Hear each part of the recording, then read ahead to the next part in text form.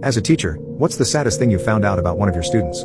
I was teaching high school chemistry, preparing for a laboratory assignment. There are safety procedures to be followed, and one of them is to shed the heavy coats and sleeves before you don the lab coat. She was a quiet and sweet girl. Good solid grades. Not A's, but you could tell she could if she were so inclined. She was certainly bright enough. However, she always wore a big hoodie, and today we were doing a lab. I came to her and told her that she had to take off her hoodie. Quietly, she asked if it was possible for her to keep it on. I found this a little odd, but the rules were in place for her safety, so I insisted. She took off the hoodie. As I took the hoodie, I saw her arms. I raised my eyes to hers and nearly fell to my knees. Her eyes were filled with shame and my eyes were filled with horror. I quietly asked her to join me in the hall and left my class. Once in the hall, I told her we were going to the assistant principal's office and she was not in trouble. I was concerned for her and worried for her well-being. As we walked down the hall, I began to cry. She started to look concerned for me, which is when I realized crying in front of her was unacceptable. I must show her strength and support.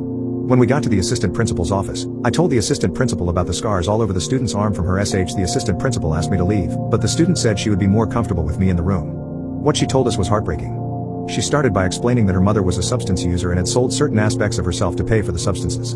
Due to her mother's condition, the student and her younger brother were neglected. She told us how her mother had locked them in their bedroom for 4 days without food or water, or even a diaper for her little brother. This type of neglect had been occurring for her entire childhood. It was all she knew. We contacted CPS, and they removed her and her little brother from their mother's custody. However, she had no relatives and was going to go into the foster care system. As a former orphan, it hurt my heart to think about this poor girl in the foster care system after having such a hard childhood already.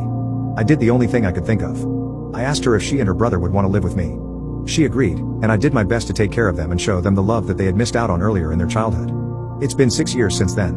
Her brother is now a little third grader and as happy as can be, and she has just graduated college and wants to become a teacher.